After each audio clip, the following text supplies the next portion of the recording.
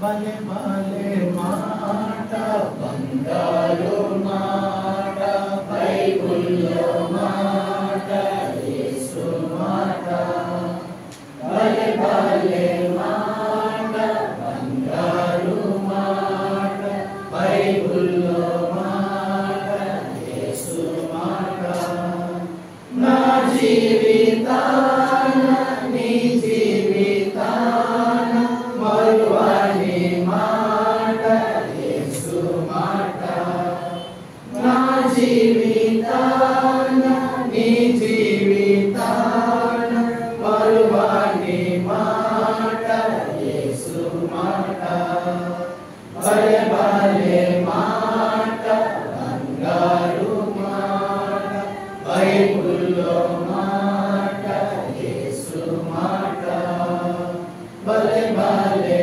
మాట బంగారు మాట బైబిల్లో మాట యేసు మాట.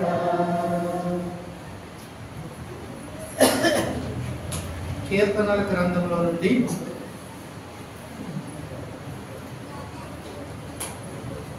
13వ కీర్తన.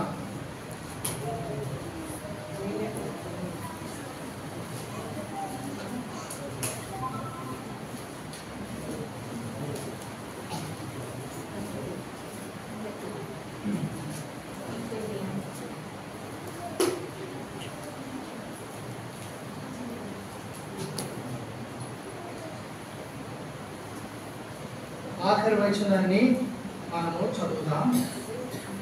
అందరూ నా తర్వాత చెప్పండి. నేనైతే నీ కృపయందు నమ్మిక ఇచ్చి ఉన్నాను. నీ రక్షణ విషయమై నా హృదయము హర్షించుచున్నది. యెహోవా నాకు మహోపకారములు చేసి ఉన్నాడు. నేను ఆయనను కీర్తించెదను.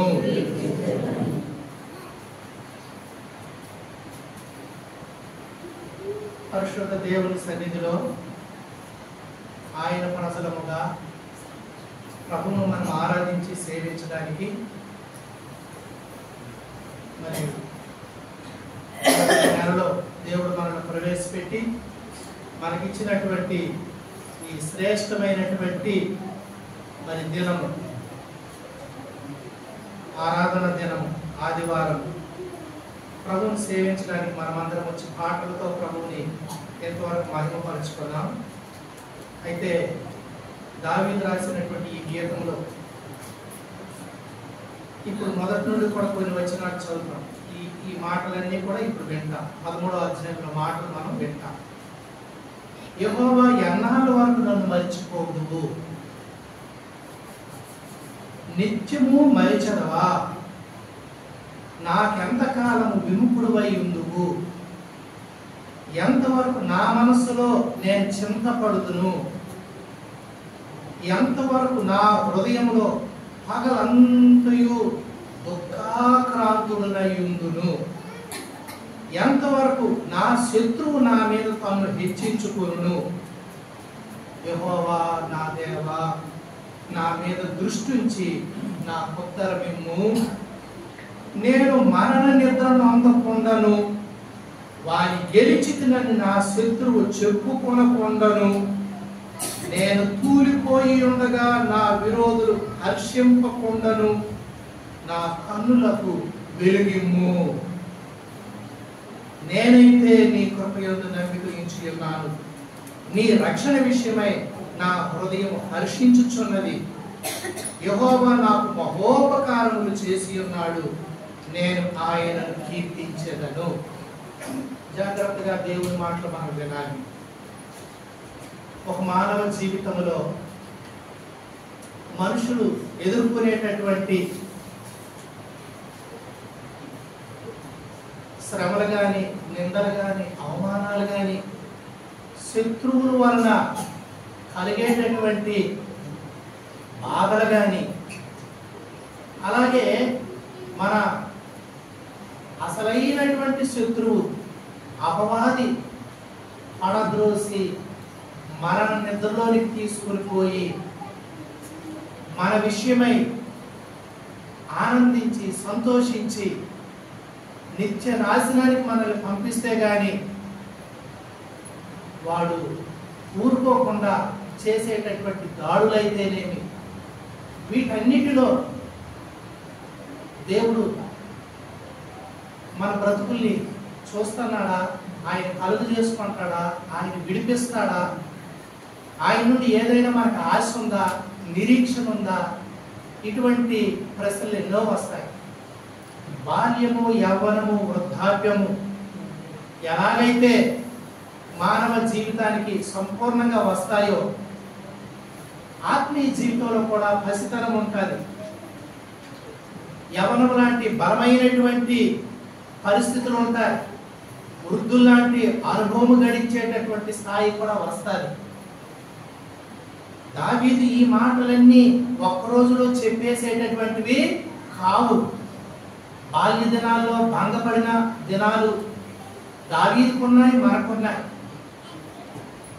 చింతించే దినాలు ఉన్నాయి, బాధపడే దినాలు ఉన్నాయి, శత్రువులు బట్టి కృంగిపోయేటటువంటి దినాలు ఉన్నాయి.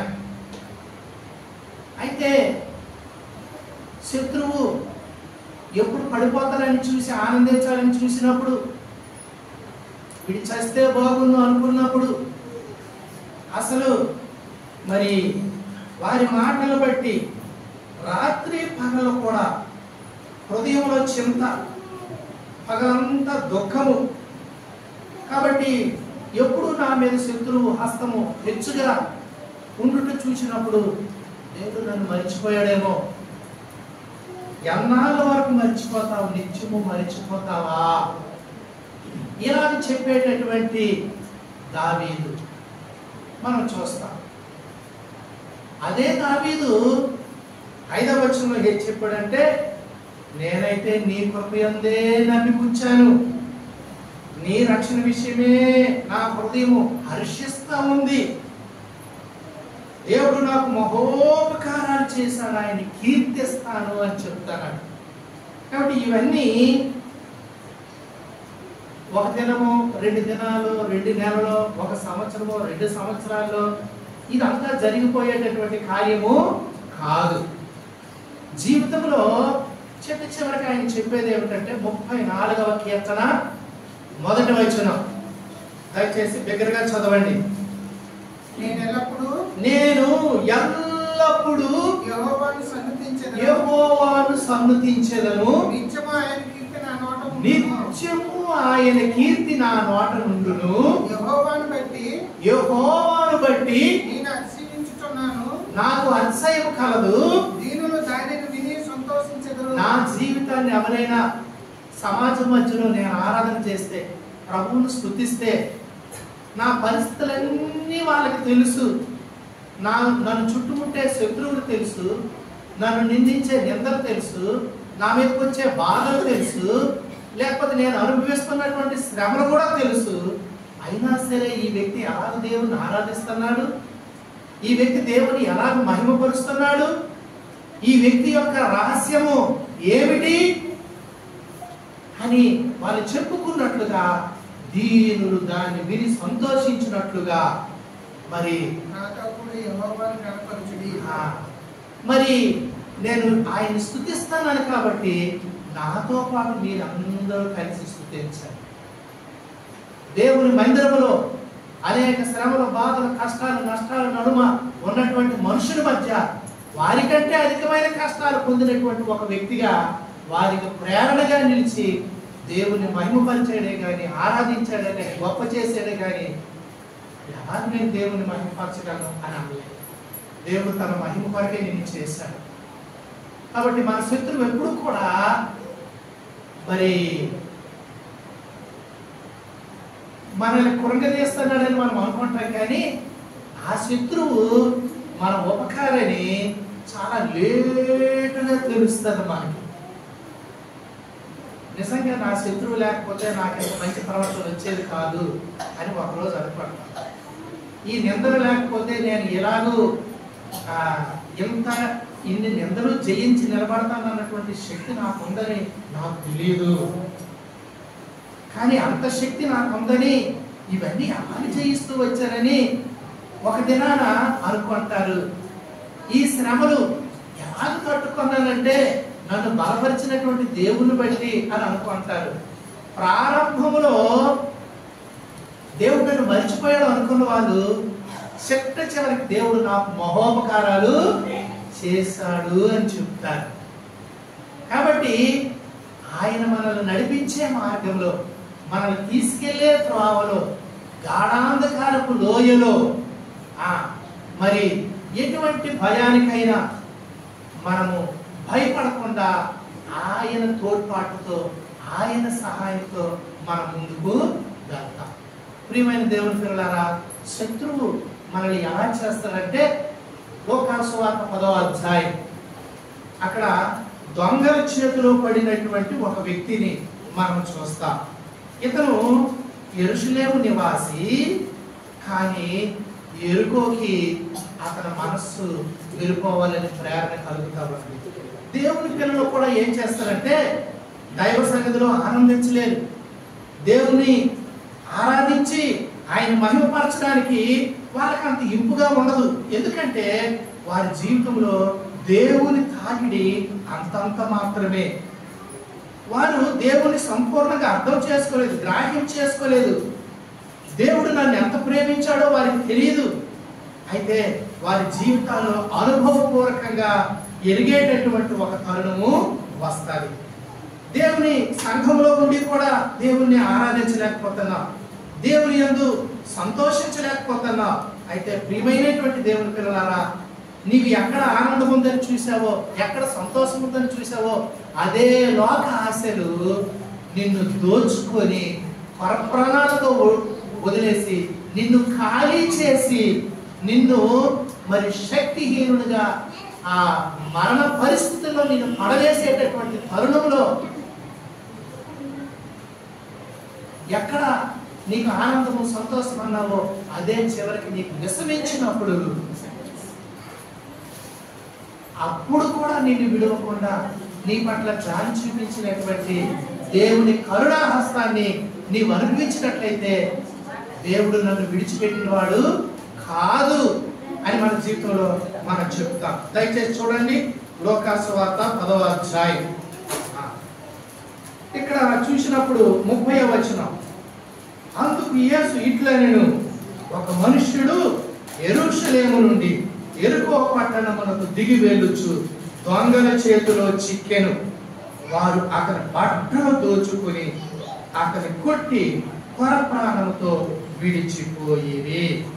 కాబట్టి దొంగలు మరి అతను ధరించి ఉన్నటువంటి వస్త్రాలు దోచుకున్నారు.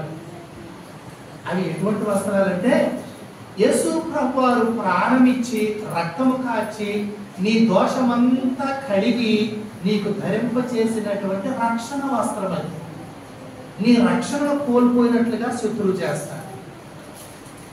అది రక్షణ వస్త్రం. దేవుడు ఆ రక్షణ వస్త్రము ధరింప చేశాడు, నీతి వస్త్రము ధరింప చేశాడు. ఆనందించెదము యెహోవాను, ఆనందించెదము, అతిశయించును మాదు ఆత్మ, అతిశయించును మాదు ఆత్మ.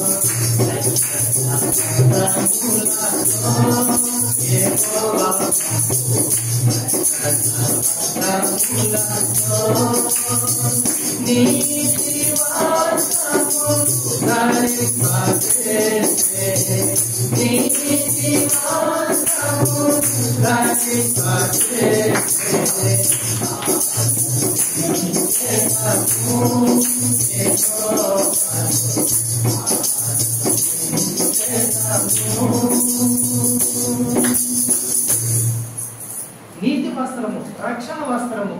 కాబట్టి ఇది మనము ధరించి ఉండడం చూసి వారవలేనుడు అక్కడున్నాడు. నీవెప్పుడు మురికి గుడ్డలు కట్టుకొని నీవెప్పుడు మరి ఆ యొక్క పాపములో పొర్లుతుంటే,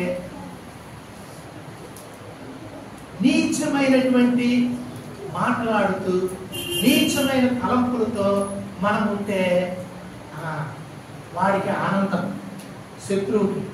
కానీ నీవు పవిత్రుడు అయితే వాడు చూడలేదు.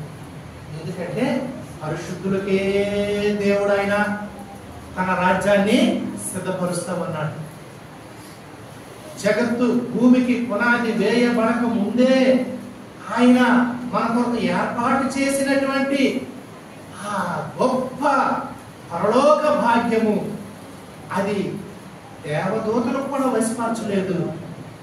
దేవుడు మన కొరకు దాన్ని సిద్ధపరచాలి. హెబ్రీ మరి 2:5 దేవుని యొక్క వాక్యం వ్రాయబడతా వస్తా ఉన్నది. మనం మాట్లాడుచున్న రాబోవు లోకము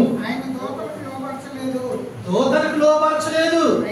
అయితే ఒకడు ఈలాగున దృఢముగా సాక్ష్యం ఇస్తున్నాడు.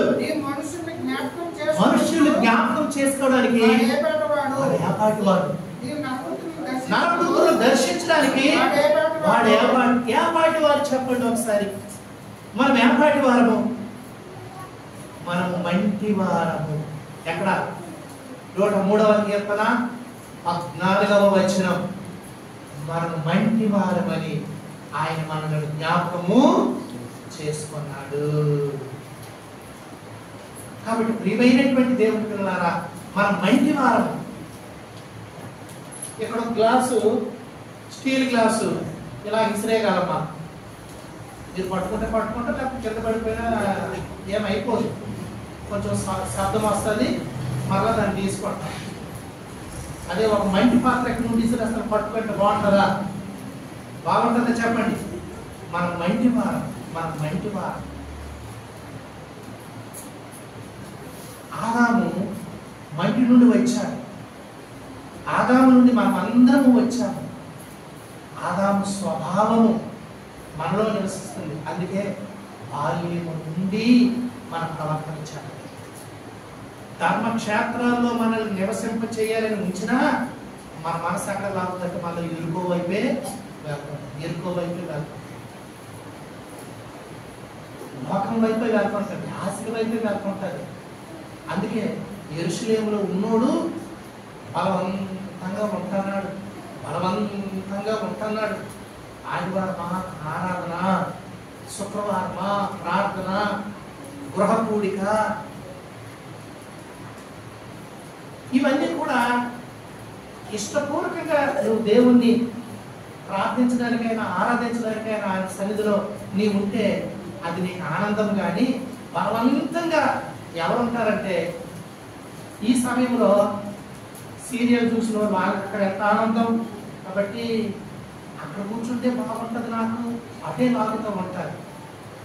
శత్రువు ఏం చేస్తాడంటే మనల్ని యెరూషలేము నుండి యెరికోకి దిగజారిపోయినట్లుగా చేస్తారు నైతికంగా. కాబట్టి మరి ఆత్మీయంగా మనం చెడిపోతేనే వాడు హర్షిస్తాడు, ఆనందిస్తాడు. అయితే వాడు మనల్ని ఎప్పుడు కూడా పడిపోవాలని, చెడిపోవాలని, దేవుడు దూరం అవ్వాలని వాడు చూస్తాడు. దేవుడు ఈ పరిస్థితులన్నింటిలో, ఈ శోధనలో నన్ను మరిచిపోయాడా అని విశ్వాసం అనుకుంటుంటాడు. నాకెందుకు ఈ శ్రమలు, ఎందుకు ఈ శోధనలు, ఎందుకు ఆలోచన, అందరిలా నేను ఎందుకు వదలేకపోతున్నాను అని అనుకుంటాడు. కాబట్టి నిత్యము మరిచిపోతావా? ప్రియమైనటువంటి దేవుడు పిల్లల, దేవుడు ఎప్పుడు కూడా నిత్యము మరిచిపోయేటటువంటి వాడు కాడు. అయితే అతని రక్షణ వస్త్రాలు, నీతి వస్త్రాలు, పరిశుద్ధ వస్త్రాలు, ఆ ప్రశస్తమైన వస్త్రాలు అవన్నీ దోచుకున్నాడు, కొట్టేశాడు. ప్రాణాలతో రక్తము కాలుతుండగా త్రావు పక్కన పడదరోసేసి వెళ్ళిపోయినప్పుడు ఆ యెరూషలేము వాసులే వచ్చారు. యెరూషలేము వాసులే వచ్చినప్పుడు మొట్టమొదటిగా వచ్చినటువంటి వాడు 31వ వచనంలో, అప్పుడు ఒక యాజకుడు ఆ త్రావులు వెళ్ళుట తటస్థించెను.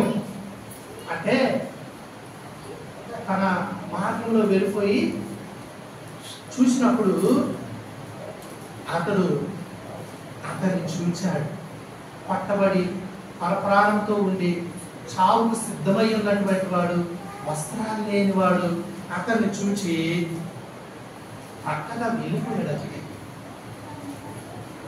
సాటి మనిషి కదా, ప్రాణం పోగొట్టుకుంటున్నాడేమో, పోయిందో ఉందో కనీసం చూద్దాం, కొంచెం నీరు పడదాం, ఈ వస్త్రమైన కప్పుదాం అని అలాగా పట్టించుకునేది యాజకుడు. లేవీడు కూడా ఆ చోటుకు వచ్చాడు, చూచాడు, ప్రక్కగా పోయాడు. కాబట్టి అతనికి సమీపస్తులు మీరు. ప్రియమైన దేవుని పిల్లరా, నీ సమీపస్తులే నిన్ను వదిలారు. నిన్ను బాధ్యతాయుతంగా ఎవరు బాగు చేయాలో వారు, ఆ యాజకుడు అనబడిన వారు లేదా ఆ లేవీయుడు వారి బాధ్యత విస్మరించారు. ప్రియమైనటువంటి దేవుని పిల్లరా, ఎందుకంటే శారీరకంగా యెరూషలేము వాసులకి యాజకుడు లేవీయుడు దగ్గరవాడు. సమరయుడంటే దూరస్తుడు. సమరయుడంటే ఈ పడిపోయిన వ్యక్తికి కూడా సమరయుడి మీద మంచి అభిప్రాయం లేదు. కానీ ఆ పడిపోయిన వ్యక్తి అనుకున్నట్లుగా నిజంగా సమరయుడు వారు ఆలోచించినటువంటి వ్యక్తి కాదు, వారి ఆలోచనలకు అతీతుడు సమరయుడు. పడిపోయిన వ్యక్తి కూడా సమరయుడు అంటే ద్వేషం ఉంటుంది, సమరయుడు అంటే కోపం ఉంటుంది, సమరయుడు అంటే నా సమీపానికి రాకూడదు అని అనుకుంటాడు. కానీ చావు బతుకులప్పుడు పట్టుగా ఎవరైనా నన్ను కాపాడితే బాగుంది అనుకుంటాడు. తనకున్నవారు, తన వ్యవస్థ, తన మతము తనని బాగు చేయలేకపోయినప్పుడు తాను పడి ఉన్న చోటికి వచ్చినటువంటి వాడు సమరయుడు. అందుకే అతనికి మంచి సమరయుడు అన్నారు. దేవుడు కూడా అందరికీ సమరయులాగా ఆయన అందరి క్షేమాన్ని కోరినటువంటి వాడు. పడిన స్థితి దగ్గరికి ఎవరూ రాలేదు, చూసి పక్కగా పోయారు. నీ దేని స్థితిలో నీవు పడి ఉంటే నిన్ను దర్శించిన వాడు ఆయన తప్ప ఆ మార్గాన్ని ఎందరో వెళ్ళిపోయారు, కానీ వారు ఎవరూ పట్టించుకోలేదు. సమరయుడు అక్కడికి వచ్చారు. ఆ సమరయుడే ప్రభు అయిన యేసుక్రీస్తు వారు. మనము పడి ఉన్న చోటికి ఆయన మాత్రమే వచ్చారు. ఆయన వచ్చి ఆ గాయాలకి మరి కట్టుకట్టి, నూనె ద్రాక్షారసం పోసి కట్టుకట్టి, మరి తనకి వస్త్రాలు తొడిగి తన వాహనం మీద ఎక్కించుకొని అతను ముందుకి నడిపించారు. అతన్ని జ్ఞాపకం చేసుకుంటారు. ఎందుకంటే దావీదు చెప్పాడు 5వ వచనంలో, మొదటి వచనం ఏమంటాడమ్మా? చదవండి గట్టిగా. యెహోవా ఎన్నాళ్ళ వరకు నన్ను మర్చిపోవదు. 5వ వచనం 13లో 5వ వచనం, నేనైతే నీ కృపయందు నన్ను ఉన్నాను. నిజంగా నా వారు కానీ, నాకు సమీపస్తులు కానీ, నా మతము కానీ, నా వర్గము కానీ నన్ను చూసి, నా పరిస్థితి చూసి జాలి పడలేదు, నన్ను చూసి రక్షించాలనుకోలేదు, నన్ను వదిలి వెళ్ళిపోతే మరి నా పట్ల కృప చూపింది ఎవరు? 136వ కీర్తనలో ఎన్ని వచనాలు ఉన్నాయో చూడండి. 136వ కీర్తన ఎన్ని వచనాలు ఉన్నాయి? 26 వచనాలు ఉంటే 26 సార్లు ఆయన కృప నిరంతరం ఉంటుంది అని రాయబడింది. మొదటి వచనం చదవండి. యెహోవా దయాళుడు, ఆయనకే కృతజ్ఞతాస్తుతులు చెల్లించండి, ఆయన కృప నిరంతరముండును. ఆఖరి వచనం చదవండి 136లో, ఆకాశమందుండు దేవునికి కృతజ్ఞతాస్తుతులు చెల్లించండి, ఆయన కృప నిరంతరము ఉండును. నీ జీవితంలో, నీ బాల్యము నుండి నీ మరణము వరకు, చివరి వరకు కూడా ఆయన కృప అధికముగా ఉంటుంది. 86వ కీర్తన 12-13 వచనాలు. 12-13 వచనాలు. ఆ పూర్ణ హృదయంతో నేను నీకు కృతజ్ఞతలు చెల్లించుచున్నాను. దేవునికి మానవ జీవితంలో మనము ఆయన పొందిన మేలుకి ఇలాగే కృతజ్ఞతలు చెల్లిస్తాం. నాయన, నా పూర్ణ హృదయంతో నీకు కృతజ్ఞతలు చెల్లించుచున్నాను. నీ నామాన్ని నిత్యము మహిమపరుస్తాను. అంటే నా జీవితంలో నా పరిస్థితులు ఎలాగున్నా గానీ నీ కృపను నేను నిరంతరము అనుభవిస్తూ ఉన్నాను. దానికి నిత్యము నేను నిన్ను సేవిస్తూనే ఉంటాను. 13వ వచనం. ప్రభువా, నా దేవా, నా ఎడల నీవు చూపించిన కృప అధికమైనది. పాతాళ అగాధములో నుండి నా ప్రాణాన్ని విడిపించాను. నా ప్రాణాన్ని. కాబట్టి కృప ఎంత హెచ్చుగా ఉందంటే చివరి పరిస్థితి అనమాట. అది పాతాళ అగాధం. అంటే పాతాళ అగాధం. 88వ కీర్తన. రాత్రి మా ఫ్యామిలీ ప్రేయర్లో ఈ మాటలు మేము చదివాం.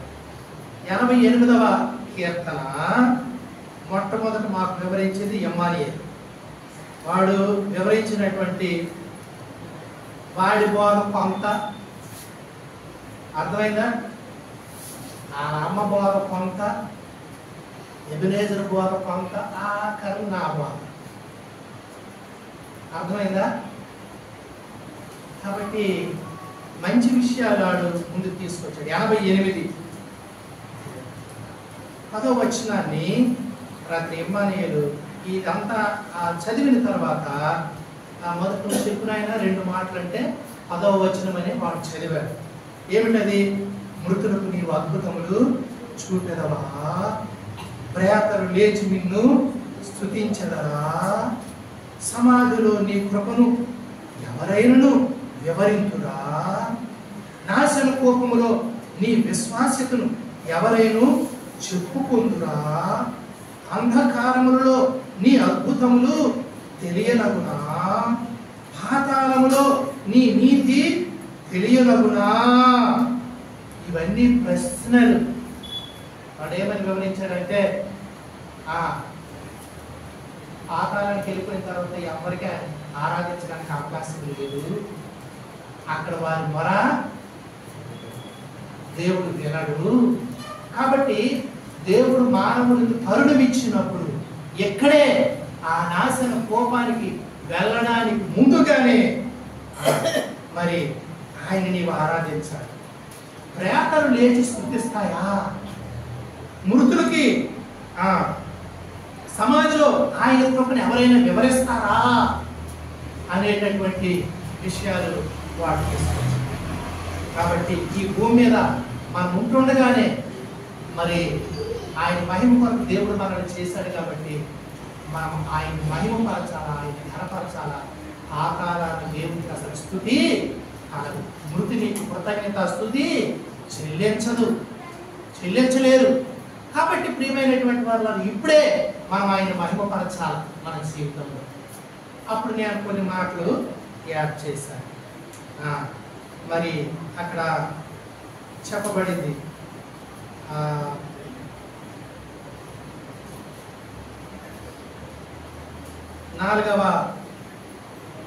3వ వచనం అక్కడ వ్రాయబడింది.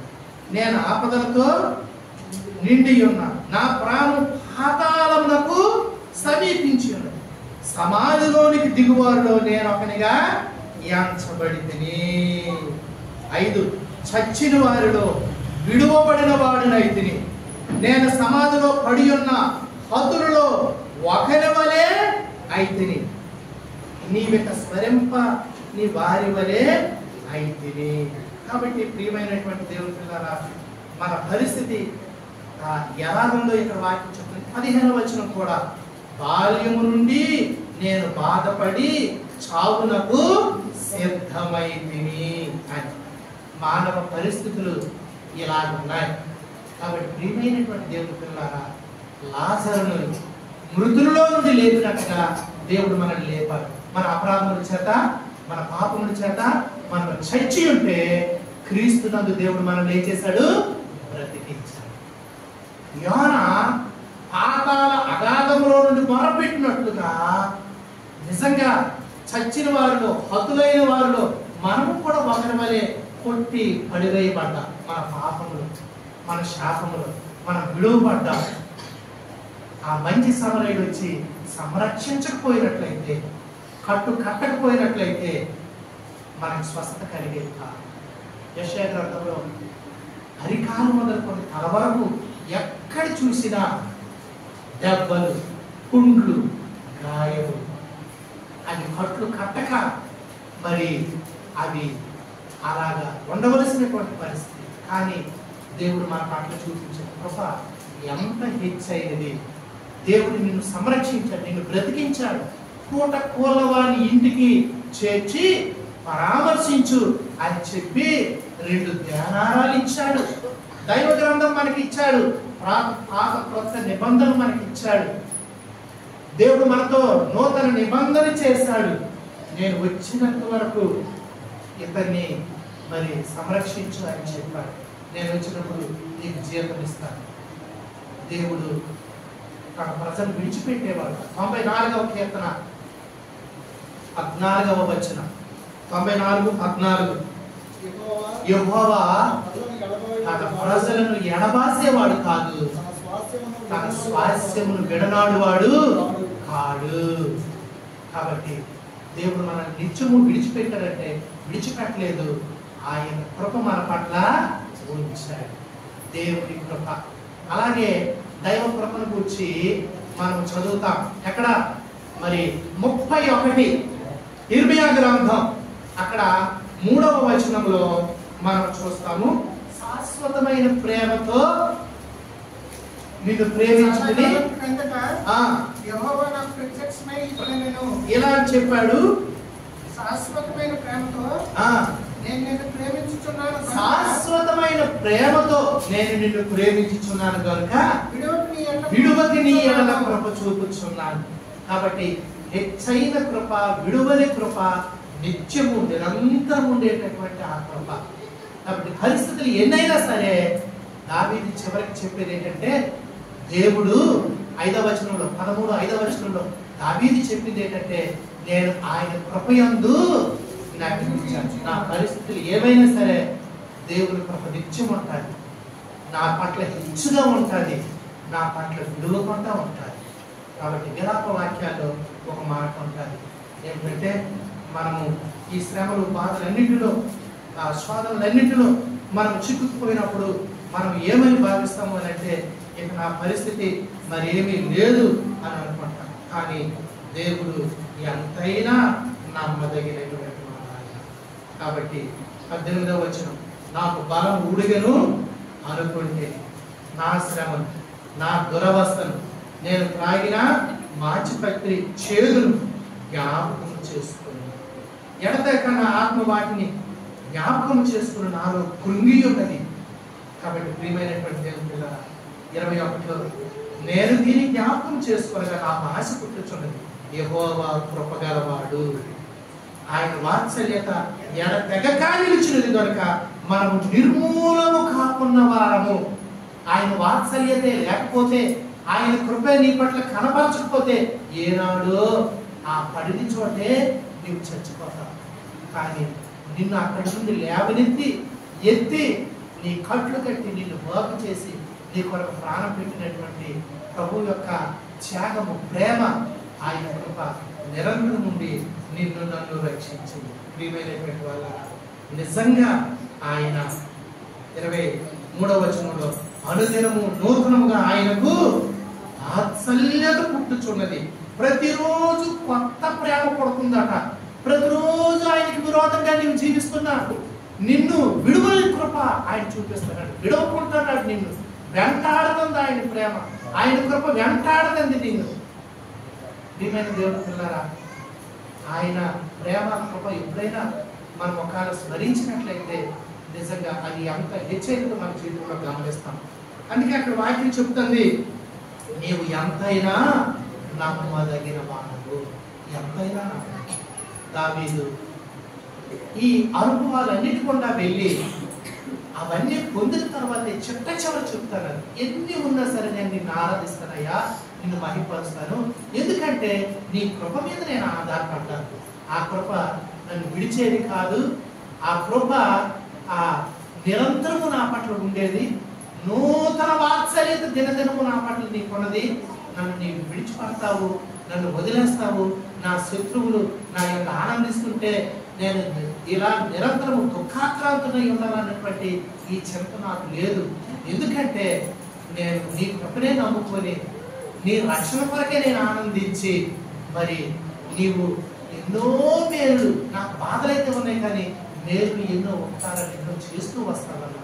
చిట్ట చివరికి ఆ శత్రువుని సంహరించావు, వాడిని మరి నా శత్రువు సిగ్గుపడినట్లుగా చేశావు, పాతాళములో నుండి నన్ను పైకి లేదు.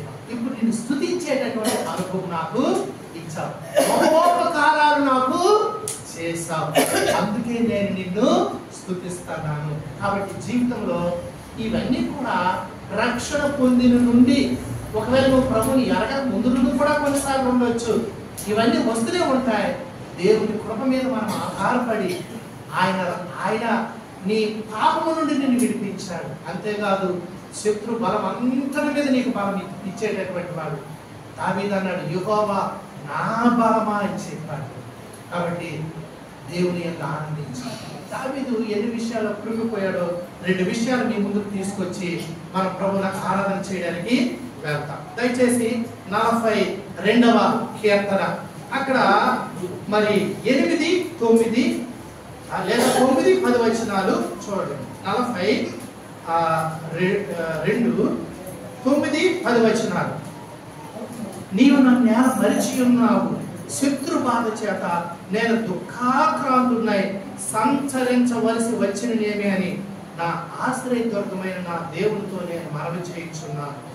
10వ వచనం, నీ దేవుడు ఏమాయనని నా శత్రువులు దినమెల్లా అడుగుచున్నారు, వారు తమ దోషణల చేత నా ఎముకలు విరుచుచున్నారు. నా ప్రాణం కృంగిపోయింది, తొందరపడతా. ఎముకలు విరుస్తున్నారట వాళ్ళ మాటల చేత. ఎంతవరకు నేను ఇలాగా బాధపడాలి అని చెప్పి అనుకుంటాను. ఒక పక్క అపవాది పాపంలో పడద్రోసి మనల్ని చంపాలనుకుంటున్నాడు. ఒకవేళ ప్రభు కృప చేత మనల్ని పాప శాపం నుండి విడిపిస్తే లోకంలో నిందలు వస్తాయి, అవమానాలు వస్తాయి, శత్రువులు దూషిస్తారు. దేవుని నమ్ముకున్నందుకే నిర్హేతుకంగా పగవాళ్ళు అవుతారు చాలా మంది. నువ్వు నీతిమంతుడిగా ఉండడం చూడలేక కొంతమంది వాడలేరు. ఒకప్పుడు ఆ దుష్టత్వంలో నీవు ఉంటే వాళ్ళు ఆనందించుదురు, కానీ నీ జీవితం మార్చుకున్నప్పుడు నీకు అనేకులు శత్రువులు అవుతారు. వారితో పాటు మరి ఆ యొక్క అపవిత్ర కార్యాలన్నీ చేస్తున్నప్పుడు నీతో వాళ్ళు సంతోషంగా ఉంటారు. అవన్నీ విడిచిపెట్టినప్పుడు వారు ఆశ్చర్యపడుచు దూషిస్తారని 1 పేతురు పత్రిక 4వ అధ్యాయంలో రాయబడింది. కాబట్టి అపరిమితమైన ఆ దుర్వ్యాపారమునందు వారితో నేను ఇప్పుడు పరిగెత్తలేదు. ఆ ముహూర్తాలని, ఆ పండగలని, ఆ యొక్క వ్యర్థ క్రియలని అవన్నీ మీరు చేయలేదు. కాబట్టి ఆశ్చర్యపడుచు మిమ్మల్ని దూషిస్తున్నారు. నువ్వు మారినందుకు నీకు శత్రువులు అవుతారు. కాబట్టి ప్రియమైనటువంటి దేవుని పిల్లలారా, అయితే దేవుడు వారందరినీ అధిగమించినట్లుగా చేస్తారు. చదవండి 30వ అధ్యాయము 1వ వచనం, కీర్తనల గ్రంథం 30 1వ వచనం. నిజంగా దేవుడు మన శత్రువులు మన ఆనందించుకుంటా చేశాడు. యెహోవా నా శత్రువులను నా విషయమై సంతోషపడనీయక, నిన్ను బట్టి నన్ను బట్టి ఆయన పిల్లలు బట్టి శత్రువు పక్కపక్క నిలబడినట్టుగా సంతోషించినట్లుగా ఎప్పుడు కూడా దేవుడు అప్పగించడు. చదువు నాయన. నా విషయమై శత్రువు సంతోషింపనీయక నీవు నన్ను ఉద్ధరించి ఉన్నావు. వాడు ఎప్పుడు సంతోషించకుండా దేవుడు ఉద్ధరించాడు. మనల్ని బట్టి శత్రువు సంతోషించకుండా చేశాడు. కాబట్టి శత్రువుని బట్టి మనము కూడా జాగ్రత్తగా ఉంటాం. నేను ఆ పొరపాటు చేయకూడదు, శత్రువుకి ఎదురైపోతాను. దావీదు కూడా ఏం చేశాడో తెలుసా? సమూయేలు గ్రంథం ఒక మాట చదవండి. రెండవ సమయాల గ్రంథం 12వ అధ్యాయం. అక్కడ మరి దావీదు చేసిన పని దేవునికి ఎలాగా ఉన్నదో మరి మనం చూస్తాము. 14 ఎస్, రెండవ సమయం 12:14. అంటే బెత్షెబా విషయంలో దావీదు పాపము చేశాడు. ఆ యొక్క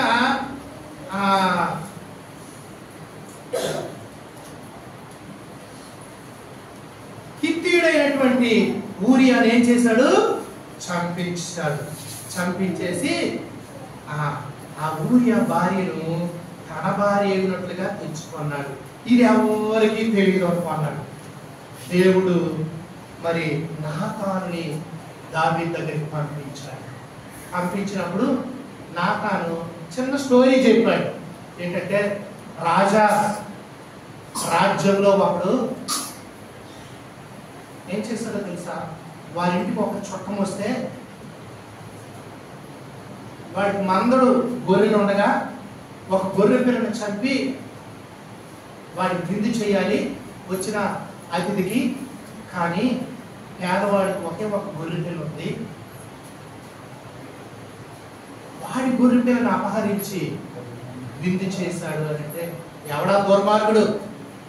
ఒక గొర్రె పిల్లకు 4 గొర్రె పిల్లలు అచ్చుకోవాలి అని చెప్పాడు.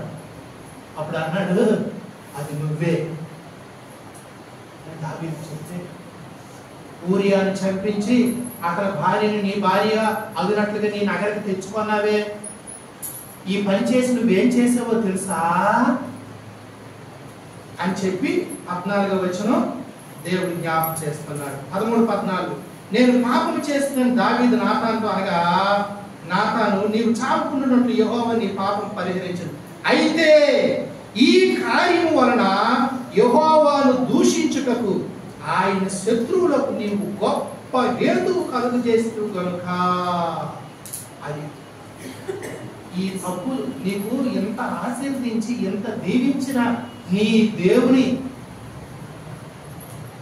శత్రువులు ఎదుట నిన్ను హెచ్చించి నిన్ను గొప్ప చేసినటువంటి నీ దేవునికి విరోధంగా వాళ్ళందరూ మాట్లాడినట్టుగా నువ్వు పని చేశావు.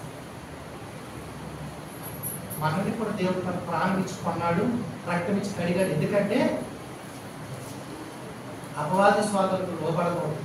నీ శత్రువులు ఎదుట నీవు పడి దేవుని నామానికి అవమానము లేకూడదు, అది ఉద్దేశం. కానీ దేవుడు దావీదు జీవితంలో శత్రువుల చేత ఎన్నో నిందలు పొందాడు, ఎన్నో బాధలు పొందాడు, ఎముకలు విరిచే మాటలు అన్నారు. కానీ దేవుడు ఎప్పుడు కూడా వాళ్ళు సంతోషించినట్టుగా దావీదుని అప్పగించాడు. దేవుడు తన పిల్లల్ని అలాగే కాపాడేటటువంటి వాడు. 40:11 కీర్తన 40:11 చదవండి దయచేసి. మనం దేవునికి ఇష్టమైతే ఖచ్చితంగా దేవుడు యెహోవా నీవు నీ వాత్సల్యమును నాకు దూరం చేయవు, నీ వాత్సల్యాన్ని నాకు దూరం చేయవు, నీ కృపా సత్యమును 41:11 నా శత్రువు నా మీద చూడగా, నా శత్రువు నా మీద ఉల్లసింప నీయక ఉల్లసింపకు యుండుట చూడగా నేను నీకు ఇష్టమైన వాడిని ఇప్పుడు తెలుసుకుంటాను. శత్రువులు ఎంచక అప్పగించలేదు. శత్రువు సంతోషించకుండా నీవు నన్ను ఉద్ధరించావు, అందుకే నేను నీకు ఇష్టమైన వాడిని కాదు. నా శత్రువులు సంతోషించినట్లుగా నన్ను నువ్వు చేయలేదు. సామెతల గ్రంథం అది చూసినప్పుడు ఓ మాట రాసి ఉంటుంది. ఏంటంటే నిజంగా దేవుడు తన పిల్లల్ని అలాగూ అప్పగించడు. 12:3 వచనం 12:3 వచనం సామెతల గ్రంథం చదవండి స్పష్టంగా. భక్తిహీనత వలన స్థిరపడరు. ఎవరు స్థిరపరచబడరు. నీతిమంతులు వేరు కదలదు. నీతిమంతులు వేరేమవుతాడా? కదలదాట. కాబట్టి ప్రియమైనటువంటి దేవుడి పిల్లలారా, దేవుడు తన పిల్లల్ని స్థిరపరుస్తాడు, తన పిల్లల్ని నిలబెడతాడు. నిజంగా దేవుడు దావీదు అనుభవాలు మన జీవిత అనుభవాలుగా ఉన్నప్పుడు సైతము దేవుడు మన కళ్ళకు వెలిగించిన వాడు. 3వ వచనం చదువుతాం. 13లో ప్రభువుని ఆరాధన చేసుకోవడానికి ముందు, యెహోవా నా దేవా, నా మీద దృష్టించి నాకు ఉత్తరమిమ్ము. నేను మరణ నిద్ర పొందకుండా, వాడిని గెలిచానని శత్రువు చెప్పుకోకుండా, నేను తూలిపోయి ఉండగా నా విరోధులు హర్షింపకుండా నా కన్నులకు వెలిగిమ్ము. ఏ పని చేస్తే దేవునికి అవమానం వస్తుందో, శత్రువు సంతోషిస్తాడో నీకు తెలుసు కదా. ఆ గ్రహింపు నీకుంటే నీ దేవునికి భయంకరంగా నీవు ఎప్పుడు బ్రతుకుతావు. నా కన్నులకు వెలిగిమ్ము. ఆ గ్రహింపు మనకుండా ఏం చేస్తే దేవుని నేను మహింపరుస్తాను, ఏం చేస్తే దేవునికి అవమానము వస్తుంది. మేకా గ్రంథంలో అయితే 7వ అధ్యాయము 8వ వచనము, నిన్ను నిందించే శత్రువు దేవుడు పడిపోయి నిన్ను లేపి నిన్ను ఉద్ధరించి నీ శత్రువుని అనగద్రోకి నీకు విజయం ఇచ్చి దేవునిలో ఉల్లసించినట్లుగా చేసి జీవితాంతము ఆయన కృపను బట్టి, ఆయన రక్షణను బట్టి, ఆయన మేలును బట్టి హర్షించినట్లుగా చేసి దావీదు అనుభవంలోకి మనల్ని కూడా తీసుకుని వచ్చి నేను నిత్యము యెహోవాను స్తుతిస్తాను. అది శ్రమైన, దుఃఖమైన, బాధైన, కీడైన ఏదైనా సరే నా జీవితంలో, ఎందుకంటే ఆయన కృప నన్ను విడిచిపెట్టు. 8వ వచనం చదవండి. నా శత్రువా నా మీద నువ్వు అతిశయించుకో. శత్రువా ఎన్నాళ్ళు నీవు మిట్టుపడాలనుకుంటున్నా, నీవు అతిశయించాలనుకుంటున్నా, నీవు సంతోషించాలనుకుంటున్నా, నేను పడిపోతే ఆనందించాలనుకుంటున్నా, కానీ నా దేవుడు నన్ను విడిచిపెట్టాను. నాకు ఆధారం నా దేవుడు. నిజమే, నేను మరి ఆ భక్తిహీనుడు, నేను నరమాతులను, నేను మంటివాడును, నేను తొలగిపోవడానికి ఆస్కారం ఉంది, నేను పడిపోవడానికి ఎన్నో కారణాలు ఉన్నాయి. కానీ కృపగల దేవుడు నాకు సమీపంగా వచ్చి, నేను పడి ఉన్న చోటుకు వచ్చి నన్ను లేపేటటువంటి దయాళుడు. ఒకవేళ ఆయనే కానీ నన్ను విసర్జిస్తే నా పరిస్థితి నిజంగా మరణ నిద్రే ఆ కాలమే. కానీ అక్కడి నుండి నన్ను లేపి నాకు మహోపకారాలు చేశాడు. జీవితంలో ఎన్నో ఉపకారాలు చేశాడు. నేను ఆయన స్తుతిస్తాను. కాబట్టి అక్కడ నా శత్రువా నా మీద అతిశయింపవద్దు. నేను క్రింద పడినా తిరిగి లేస్తాను. అంధకారంలోకి వెళ్ళిపోయినా నాకు వెలుగుగా ఉంటాడు. నేను దేవుడికి విరోధంగా ఎన్నో చేశాను, ఇది వాస్తవమే, ఒప్పుకుంటున్నాను. దావీదు కూడా ఒప్పుకున్నాడు, విడిచిపెట్టాడు. నీ పాపం పరిహరించబడింది కానీ దానికి పర్యావసానం ఉందని చెప్పి అతని గర్భవాసన పుట్టినటువంటి బిడ్డలు నలుగురు చనిపోయారు. దావీదుకి ఎంత దుఃఖము, పాపము ఎంతటి మరి ఆ శోకాన్ని తీసుకొస్తుందో మనం చూస్తాం. కాబట్టి ప్రియమైనటువంటి దేవుడి పిల్లలారా, నీ శత్రువులు అతిశయించడానికి కారణంగా నీవు ఈ దోషాన్ని చేశావు. నా శత్రువులు ఉల్లసించినట్లుగా నీవు ఈ పాపం పని చేశావు. కాబట్టి ప్రియమైనటువంటి వాళ్ళ, నేను పాపం చేశాను, కానీ దానికి తగినటువంటి శిక్ష నీ ప్రియ ప్రభు తన మీద వేసుకున్నాడు. ఆ మరణము, ఆకారము మరి వాటిని జయించి తిరిగి ఆయన లేచి నీకు మహోపకారం చేశాడు. మరణంలో నుండి జీవాన్ని పొందించాడు. ఇది ఆయన కృపే. ఇది నీ వలన కలిగింది కాదు. చదవండి 6-7 వచనాలు. ఎఫెసీ 2వ అధ్యాయము 6-7 వచనాలు. అక్కడ దైవాక్యంలో మనం చూస్తాం.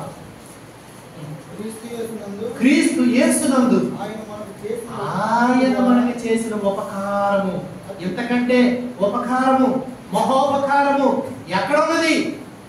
మనకు చేసిన ఉపకారం ద్వారా అత్యధికమైన తన కృప అనేటటువంటి ఐశ్వర్యము యుగ యుగాలలో కూడా కనపరుచినట్లుగా దేవుడు ఆయనతో లేపి పరలోకమందు పరలోకమందు ఆయనతో కూర్చోబెట్టాడు.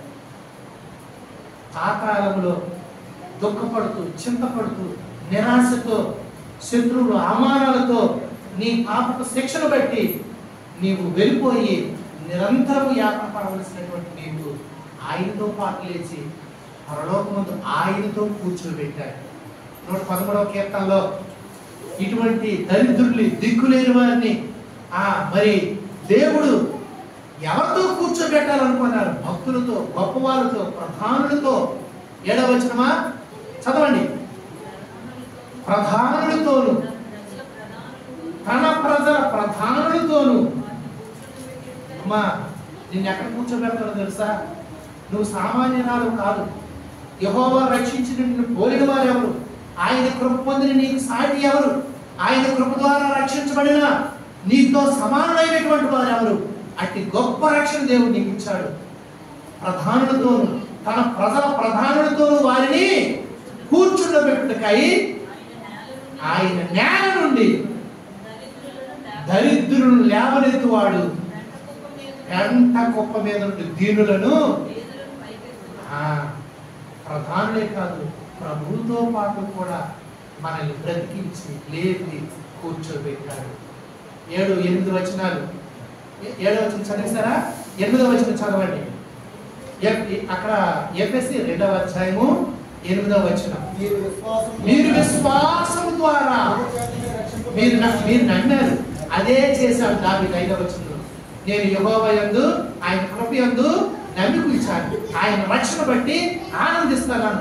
దేవుడు నాకు మహోపకారాలు చేశాడు. నీ ఆనందానికి, అతిశయానికి ఆయన కృపే, ఆయన రక్షణే, ఆయన అత్యధికమైనటువంటి ఉపకారమే.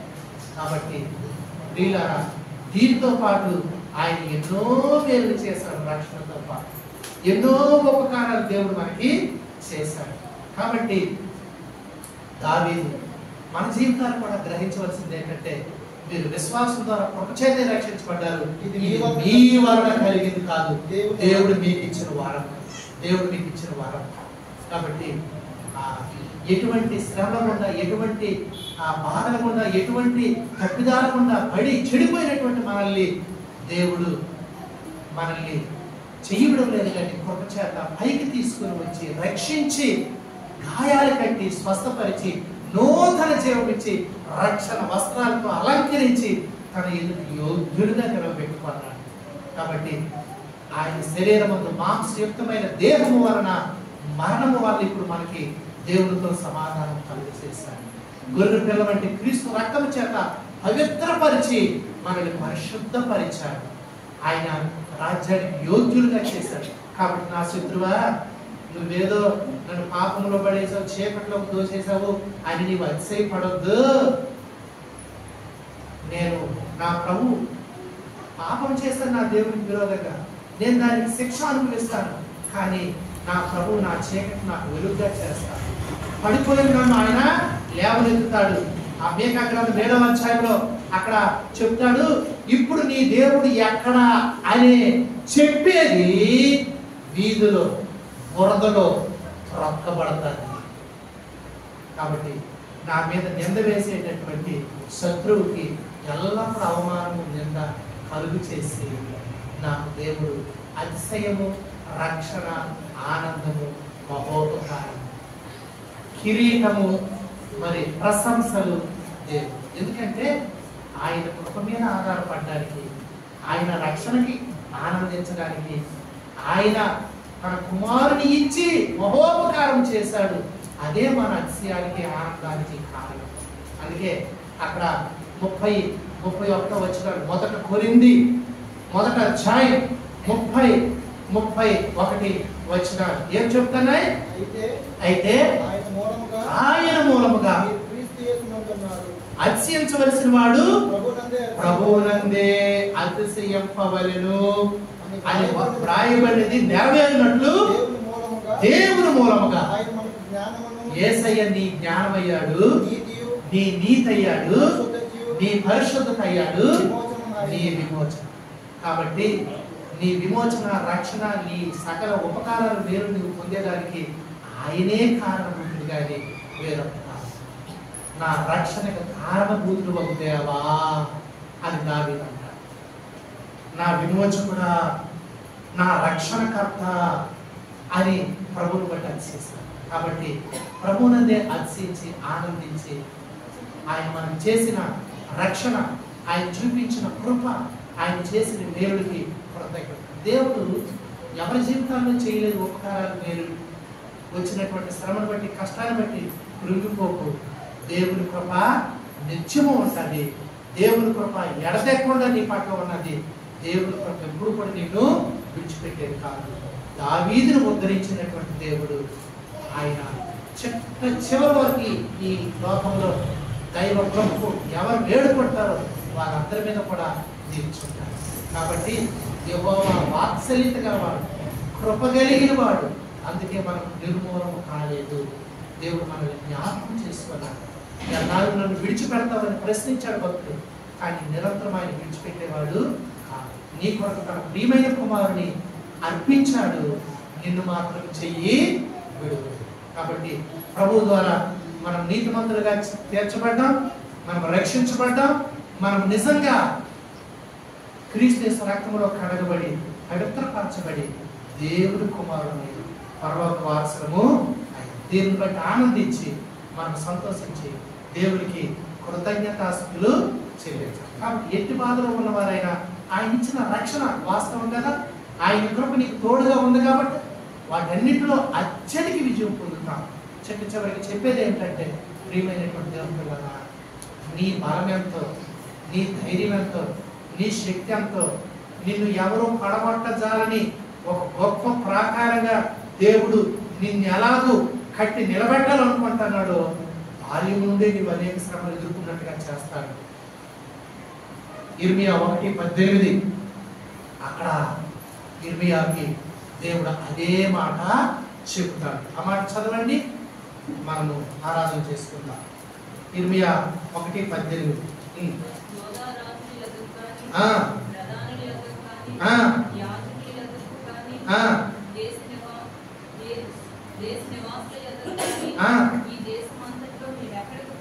నీవెక్కడికి పోయినా ప్రాకారము గల పట్టణము గాను, ఇనుప స్తంభము గాను, ఎత్తడి గోడలు గాను నీ ఉండునట్లు. నీవెలా ఉంటావో తెలుసా? జాగ్రత్త వినండి. ఈ దినమున నేను నిన్ను నియమించుకున్నాను. వారు నీతో యుద్ధం చేతులు కానీ నిన్ను విడిపించుటకు నీకు తోడుగా ఉన్నాను కనుక వారు నీ మీద విజయం పొందజాలరు. ఇదే యెహోవా. కాబట్టి ఆయన కృపను మీద మనం ఆధారపడితే ఎప్పుడు ఎవరు మనకేం చేయదు. శత్రువా, నీ వచించుచున్నావా? చదువుతారా మాట? నా శత్రువు బురదలో త్రొక్కబడ్డట్టు. మేక 7వ అధ్యాయం అక్కడ మరి చెప్పబడి, ఇప్పుడు నా శత్రువు బయట మరి ఆయన నా శత్రువు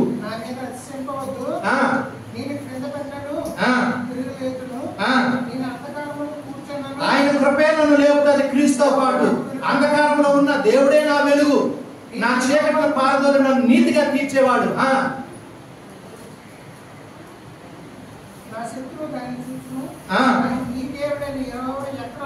నీ దేవుడు ఎక్కడ ఉన్నాడు? నాతో అన్నది అవమానం పొందుతారు. అది నా కళ్ళకి అగపడును. ఇప్పుడు వీధుల్లోనున్న బురదలో త్రొక్కబడును. కాబట్టి నీ శత్రువుకు అటువంటి అవమానం కలుగు చేసి నిన్ను ఉన్నతమైన సింహాసనం మీద ఎక్కించేటటువంటి ప్రధానులతో, రేపు పరలోక వాసులతో, ఆ యొక్క పెద్దలతో, ఆ యొక్క పరిశుద్ధులతో ఆయన మనకు సేవించే ధన్యత భావిస్తాడు. కాబట్టి పరిస్థితులు ఏవైనా సరే నిన్ను నిలవబెట్టి నీ పట్ల కృప చూపించి రక్షణలో నిన్ను స్థిరపరిచి ఆనందింపజేసి ఆత్మీయ ఆనందాన్ని బట్టి భౌతికమైన వాటన్నిటినీ చేయించడానికి నీ మీద ఆ సమూహం వచ్చి ఆ రాజుల, అధికారుల, పెద్దల ప్రధానుల లోకంలో ఎవరైనా సరే నీవు వారిని ఎలా ఎదుర్కొంటామంటే నేను ఇతర స్తంభంలా చేసి ఎవరూ పడగొట్టచాలన్నటువంటి ఒక ప్రాకారంగా చేస్తాను. ఒక్కరోజే అలా అయిపోలేవు. వాటన్నిటినీ ప్రభువు మీద ఆనుకుని ఉన్నప్పుడు అవేవి నేనేమి చేయలేకపోయినప్పుడు ఒక దినాన నీవే వారిని పడగొడతావు, నీవే వారిని నల్లగిస్తావు, నాశనం చేస్తావు, నాటుతావు, కడతావు. కాబట్టి నిన్నంత ప్రయోజకుడిగా చేయాలంటే ఈ అనుభవాలన్నిటి కూడా తీసుకుని వెళ్తాం. దావీదు జీవితంలో ఎన్నో అనుభవాలు, కష్టాలు, నష్టాలు, శోకాలు, అలాగే శత్రు బాధలు, మరణ భయాలు, వాటన్నిటినీ అధిగమించి దైవికమైన రక్షణ ఆత్మీయంగా కూడా జీవిత విధానంలో మనం ఇవన్నీ దావీదు వలె ఎదుర్కోవచ్చు. కానీ నీ దేవుడు బలవంతుడు, నీ దేవుని కృప నిత్యము ఉన్నది, నీ పట్ల ఉన్నది, నిన్ను విడువకుండా ఉన్నది. కాబట్టి మనం సజీవులమై ఉన్నాము, దేవుని ఆరాధించడానికి సిద్ధమయ్యాం. మన పట్ల ఆయన చేసిన ఈ ఉపకారాలన్నిటికీ మనం ఏమిస్తాం? రక్షణ పాత్ర పట్టుకొని నిన్ను రక్షించి ఆ నిత్య జీవానికి వారసు చేసిన దేవునికి ఇవేవి కూడా మరి నిన్ను అధిగమించకుండా వాటన్నిటినీ జయించడానికి నీకు ధైర్యపరిచి వాటిని ఎదుర్కొని నిన్ను జయించేవాడిగా చేసిన దేవునికి కృతజ్ఞత వందనాలు చెల్లించాలి. పాపాన్ని జయించాం, అపవిత్రతని జయించాం, అలాగే శత్రువు యొక్క యుక్తులు జయించాం, అవమానాలు, నిందలు ఇవన్నీ కూడా జయించడానికి మన ముందు నడిచినటువంటి ప్రభు కట్టుబడి మనము కూడా అత్యధిక విజయం పొందాం. కాబట్టి వీటన్నిటిలో అత్యధిక విజయం పొందుతున్నామని అపోస్తలులు చెప్పారు. కాబట్టి మనకందరికీ ఈ గొప్ప క్రీస్తు యేసులో ఇచ్చినటువంటి ఈ యొక్క మరి జ్ఞానము, అలాగే విమోచన, అలాగే మరి ఆయన యొక్క మరి ఆ పరిశుద్ధత, వీటన్నిటి కొరకే కృతజ్ఞత. మన అతిశయం ప్రభువే. కాబట్టి క్రీస్తు యేసు మూలంగా మనం పొందేటటువంటి మరి ఆ పరిశుద్ధత కానీ, విమోచన కానీ, లేదా ఆయన కృప, ఆయన రక్షణ, ఆయన యొక్క ఉపకారాలు ఎన్నో పొందిన కనుక దేవునికి మనం ఎల్లప్పుడూ కూడా కృతజ్ఞతాస్తులు చెల్లిస్తూనే, ఆరాధిస్తూనే, మహింపరుస్తూనే, ఆయన కనపరుస్తూనే ఉండాలి. కాబట్టి పరిస్థితి ఎటువంటివైనా సరే పరిశుద్ధుల సమాజంలో మనము కూడా ఎలుగెత్తి మన ప్రభుని ఆరాధించే వారిగా ఉండాలి. మోకాల్లోని మనం కొద్ది మాటలతో ప్రభుని ఆరాధన చేసుకుందాం.